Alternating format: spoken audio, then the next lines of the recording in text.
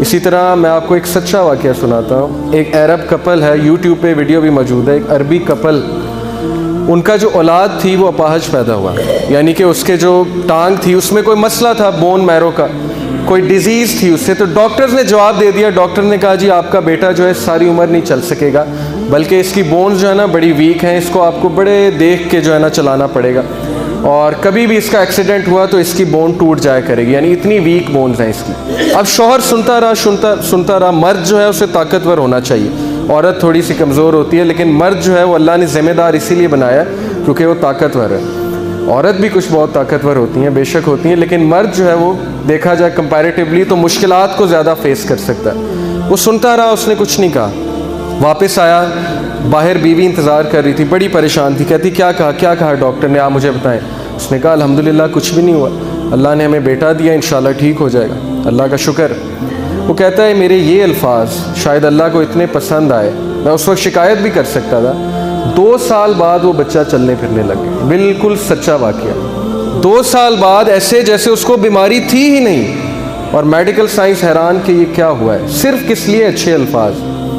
अल्लाह के सामने जो है उसने अल्लाह को अच्छा गुमान किया अल्लाह के बारे में। 2 बहनें लड़ी आपस में, यासिर काजी ये वाक़या सुना दें। 2 बहनें लड़ी आपस में और बात नहीं कर रही थी। हफ्ता, 2 हफ्ते, साल गुजर गए, ईद पे भी बात नहीं। छोटी सी बात पे लड़ाई हो गई, बस ख़त्म। बच्चे भी नहीं मिल रहे आपस में, खाला के पास नहीं जा रहे। क्यों नहीं? मेरी वालदा की लड़ाई हुई है, मैंने नहीं जाना। तो उनमें से एक जो है उसको अल्लाह ने हिदायत दी, वो आई शेख के पास, कहती कि मेरी लड़ाई चल रही है बड़े अरसे से, मैं क्या करूं? उन्होंने कहा आप ऐसा करें, आप उसके बारे में अच्छा सोचना शुरू कर दें, अच्छे अल्फाज अदा करना शुरू कर दें। जब से आप आई हैं आपने उनकी बुराइयां ही की हैं मेरे सामने। आप ऐसा करें, आप ये कहें कि वो बहुत अच्छी है, और बस उसको शैतान ने गुमराह कर दिया। यही बात जो है यूसुफ अलैहिस्सलाम के वालिद ने अपने बच्चों को सिखाई थी ना, कि बेटा शैतान ने गुमराह किया तुम्हारे भाइयों को। भाइयों की तरफ निस्बत नहीं की, कहा कि शैतान ने गुमराह किया तुम्हारे भाइयों को। उन्होंने कहा आप ऐसा करें, आप कहें शैतान ने गुमराह कर दिया, बड़ी अच्छी है, वो देखना आप, मुझे उसे एहसास होगा और वो मुझसे माफ़ी मांगेगी, उसको ज़रूर अपनी गलती का एहसास होगा। आप ये कहना शुरू कर दें। उसको बड़ी हैरानगी हुई, ये कैसी बात कर रहे हैं शेख, कोई प्रैक्टिकल मुझे सोल्यूशन दें। लेकिन बहरहाल उसने कहना शुरू कर दिया, और वो कहती हैं कि हफ्ते बाद उस बहन की मुझे कॉल आई, और हफ्ते बाद उसने मुझसे अपोलोजाइज़ किया, मुझसे माफ़ी मांगी कि बहन मुझसे गलती हो गई थी, मुझे अपनी गलती का रियलाइजेशन हो गया, मुझे माफ़ कर दें। और वो बात ख़त्म हो गई, वहाँ पे दोस्ती हो गई दोनों की। सिर्फ किस वजह से? अच्छे अल्फाज, अच्छा सोचना। अच्छी सोच जो है ये सर्कमस्टांसेस को चेंज कर देता है। अच्छे अल्फाज अदा करना पर्सनैलिटी को अफेक्ट करता है। अच्छे अल्फाज अदा करना हालात चेंज कर देता है। कुरान ने ये मिसालें हमें दी हैं। तो अच्छे अल्फाज, ये आप देखें, ये लोग थे जिन्हें बताया गया कि आप आज बहुत अच्छे लग रहे हैं, इतनी सी बात, और देखें इनके चेहरों पे स्माइल कैसे आई। किसी का दिन बन जाता है उसे एक अच्छी बात कहने से। मैं एक जगह गया, मेरे दोस्त साथ थे, वहाँ पे वेटर आया।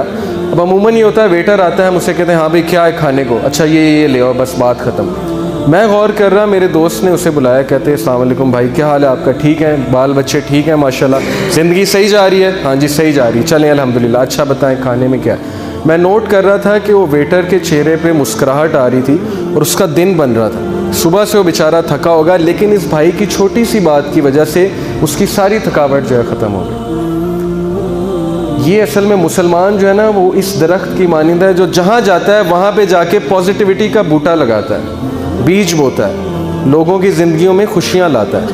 लेकिन हम जो है वो बिल्कुल उलट करते हैं इसकी। जिससे मुलाकात अच्छी है, जिससे काम है, उसके साथ बहुत अच्छे हैं, सलाम दुआ है। जिससे काम ही कोई नहीं, उससे कोई सलाम दुआ नहीं है, उसको ना अच्छी बात करनी है ना उसको पूछना है। तो ये है फ़ायदे अच्छे अल्फाज अदा करने के। और नबी सल्लल्लाहु अलैहि वसल्लम हमेशा अच्छे अल्फाज अदा करते थे। इब्ने उमर रज़ियल्लाहु अन्हु को क्या कहा, एक बार बच्चे थे इब्ने उमर उस दौर में, अल्लाह के नबी सल्लल्लाहु अलैहि वसल्लम ने कहा इब्ने उमर कितना प्यारा बच्चा है, कितना अच्छा बच्चा है, बस तहज्जुद पढ़ने लग जाए तो क्या ही बात है। इब्ने उमर कहते हैं वो दिन और आज का दिन मैंने तहज्जुद नहीं छोड़ी। अब ये बात अल्लाह के नबी यूँ भी समझा सकते थे, ओए इब्ने उमर तहज्जुद क्यों नहीं पढ़ते तुम, तहज्जुद पढ़ा करो तुम, इस तरह भी कह सकते थे। क्या कहा, इब्ने उमर कितना प्यारा बच्चा है, कितना अच्छा बच्चा है, तहज्जुद पढ़ने लग जाए तो क्या ही बात है। अब मैं पेरेंट्स को बताता हूँ, नबी सल्लल्लाहु अलैहि वसल्लम से सीखें बच्चों को कैसे समझाना। बच्चों को रिबेलियस नहीं बनाना इस एज में, स्पेशली 14, 15, 13, इसमें बच्चे जवान हो रहे होते हैं, उनके हार्मोन्स बहुत हाई लेवल पे होते हैं, उसमें आप जितना उनको डांटेंगे उतना वो जो है रेबेलियस बनेंगे। बच्चों को थोड़ा सा बकअप करना चाहिए, कॉन्फिडेंस देना चाहिए कि मेरे बच्चे में बड़ी क्वालिटीज़ हैं, लेकिन अगर वो इन चीज़ों को देख ले तो क्या ही बात है। मेरे पास एक मदर है, कहती मेरा बेटा गेम्स बहुत खेलता है, PS4, Xbox 360 हर वक्त यही खेलता रहता है। मैंने उससे बात की, मैंने कहा कि बेटा आपको पता है जो गेम्स खेलते हैं बड़े ज़हीन होते हैं, आप बहुत ज़हीन हो, आप बड़े अच्छे हो, और आप तो ये भी करते हो, मैंने भी गेम्स खेली, कौन कौन सी खेलते हो आप? उसने मुझे फिर बताना शुरू किया, खुला मेरे साथ कि मैं ये करता हूँ, ये भी करता हूँ। मैंने कहा बड़ी अच्छी बात है, आप बड़े ज़हीन हैं, लेकिन मैंने कहा कि आप अपनी जहानत हर वक्त इधर तो ना लगाएं ना, कुछ और कामों पे भी लगाएं, बैलेंस क्रिएट करें, थोड़ा सा पढ़ाई पे भी तवज्जो दें, हम इकट्ठे गेम्स खेला करेंगे वगैरह वगैरह। तो बच्चे ने मेरी बात सुनी। उसके बाद उसकी मदर ने कहा कि उसमें बड़ी इम्प्रूवमेंट है, आपकी ये बात उससे बड़ी दिल पे जाके लगी कि वाकई मैं अपना टैलेंट वेस्ट ना करूं। तो बच्चों को समझाने का एक तरीका है जो अल्लाह के नबी सल्लल्लाहु अलैहि वसल्लम से हमें सीखना है, लेकिन अच्छे अल्फाज, अच्छे तरीके से। ये देखिए आपके ये एक होमलेस बंदा है अमेरिका में, और बेचारा एक मुश्किल में था, तो किसी ने इसको लाके जूते दिए और बड़ा खुश हुआ, बहुत खुश हुआ। इसके चेहरे पे खुशी के आंसू आप देखिए कि अल्लाह की मखलूक की इस बंदे ने मदद की और वो कितना खुश हुआ है। तो अल्लाह इस बंदे से कितना खुश हुआ होगा। अल्लाह की मखलूक की जो मदद करता है अल्लाह उससे बहुत खुश होते हैं। अब हम अपना दिन रात कैसे गुजारते हैं फजूल कामों में, पर्सनल ग्रेटिफिकेशंस में। हमने कभी एहसास नहीं किया कि कभी हॉस्पिटल चले जाएं, ऐसे ही चले जाएं, वहाँ जाके मरीज़ों की इयादत करें, उनके चेहरों पे स्माइल लाएं, उनके लिए फल ले जाएं, या कभी किसी गरीब की मदद करें, या कभी किसी सड़क पे चले बंदे से पूछें आप परेशान लग रहे हैं, खैरियत तो अल्लाह आपको खुश रखे। अच्छे अल्फाज अदा करें जिससे किसी का दिन बन जाए। और अगर हम किसी का दिन बनाएंगे तो अल्लाह सुब्हानहू व तआला, ये वादा अल्लाह का कि अल्लाह ताला हमें मुश्किल के वक्त में याद रखें, क्योंकि हमने उसकी मखलूक के लिए आसानियाँ पैदा की। ये अल्लाह का वादा है। इसी तरह बुरे अल्फाज के बारे में, अच्छा ये एक आयत समझ लीजिए, सूरह बनी इसराइल आयत नंबर 53, अल्लाह सुब्हानहू व तआला कहते हैं कि कह दीजिए मेरे बंदों से, मेरे स्लेव से कह दीजिए कि वो सिर्फ अच्छे अल्फाज अदा करें। क्यों?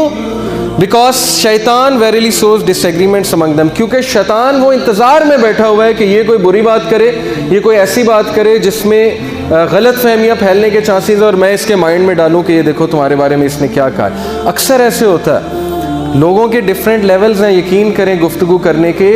हो सकता है आपके लिए कोई चीज़ मजाक इतना ऑफेंसिव ना हो, लेकिन अगले के लिए वो बहुत बड़ा हो, क्योंकि उसका सेंसिटिविटी का लेवल बहुत ज़्यादा है आपसे, आपको उसमें कुछ नज़र ना आ रहा हो, कोई कबाहत ना हो, लेकिन अगले के लिए वो बहुत बड़ी बात हो। इस्लाम तो हर बंदे का जो है वो ख्याल रखता है। तभी अल्लाह ने कहा कि सिर्फ अच्छी बात करो, ऐसी बात करो ना जिससे गलत फहमी फैले, ऐसी बात करो ना जिससे अगले का दिल दुखने का चांस हो। मेरे साथ खुद हुआ है, एक भाई है, मैंने कोई जोक कर दिया, कोई मजाक कर लिया, मेरे लिए वो मजाक नहीं था, मेरे लिए कोई बड़ा मजाक नहीं था, लेकिन 4 महीने वो मुझसे नहीं मिला। मैंने उससे पूछा मुझसे मिले नहीं, बड़े अरसे बाद आए। उसने कहा मुझे आपकी ये बात बहुत नागवार गुजरी। मैंने कहा आप मुझे बताते। उसने कहा कि आपको खुद नहीं समझ। मैंने कहा नहीं, मुझे तो नहीं समझ आई, आपको बताना चाहिए था। लेकिन फिर मुझे आयत याद आई कि अल्लाह ने कहा है कि वैसी बात ही ना करो जिससे गलत फहमियाँ फैलने के बहुत चांसेस हों। अच्छी बात करो, अच्छे अल्फाज अदा करो। क्यों? शैतान बैठा हुआ इंतज़ार में। शैतान को पता है कि अब ये बात करेगा तो मैं उसके माइंड में डालूंगा कि देख ये तेरे बारे में बात है, और इसने तेरे बारे में ये किया है, इसने तेरे बारे में ये कहा है, वो कहा है, ऐसे किया है। इसी तरह रिलेशनशिप्स ख़राब होते हैं, हम अपनी ज़ुबान पे कंट्रोल नहीं करते, हमें पता नहीं हम क्या कहने जा रहे हैं। ये एक फार्मूला है जी, think before you speak. Think, T से है इज़ इट ट्रू, क्या ये सच है? ए से इज़ इट हेल्पफुल, क्या ये बात हेल्पफुल है?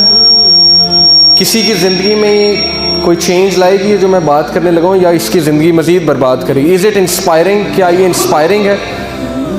क्या इससे अगला जो है वो बहुत खुश होगा? इज़ इट नेसेसरी, क्या ये ज़रूरी है ये बात करना? हम बहुत सी ऐसी बातें करते हैं जो फजूल बातें होती हैं, लफ्ज़ बातें होती हैं, उनकी ज़रूरत ही कोई नहीं। इज़ इट काइंड, क्या ये एक अच्छी बात है? क्या ये एक ऐसी बात है जिससे इसका ये बंदा जो है बहुत खुश होगा? इज़ इट काइंड, ये काइंड बात करने जा रहा हूँ मैं। ये बड़ा अच्छा फार्मूला है, हमें अपनी ज़िंदगी में अपनाना चाहिए। इसी तरह ईवल वर्ड की क्या मिसाल दी अल्लाह ने? बुरे अल्फाज की। बुरा अल्फाज जो है वो इस दरख्त की माने है। इस दरख्त की रूट्स बहुत वीक हैं, ये दरख्त बंजर है, और इस दरख्त की जो अंदर की रूट्स हैं they are very weak, unstable. ये दरख्त नहीं टिकेगा अपनी जगह पे, और ये दरख्त दूसरों को भी नुकसान पहुंचाएगा और वहाँ खड़ा भी बुरा लगेगा। अब बुरे अल्फाज से क्या मुराद है? देखें जी, बुरे अल्फाज में बहुत सी चीज़ें आ जाती हैं। चुगली, कोई गलत बात करना, कोई फुहश बात करना, कोई ऐसी बात करना जिससे आप अगले का दिन बिगाड़ दें बजाय के दिन बनाने के लिए। ताने देना, कुछ लोग जो हैं वो ताने बहुत दिया करते हैं। अब ये जो बात है, परिंदे अपने पाँव और इंसान अपनी ज़ुबान के ऐसे जाल में फंसते हैं। गुफ्तगू में नरमी इख्तियार करो, क्योंकि लबों का असर अल्फाज से ज़्यादा होता है। इंसान जो है वो अपनी ज़ुबान की वजह से जाल में फंसता है, और जब फंस जाता है फिर रोने लग जाता है कि मेरे साथ ये क्यों हुआ।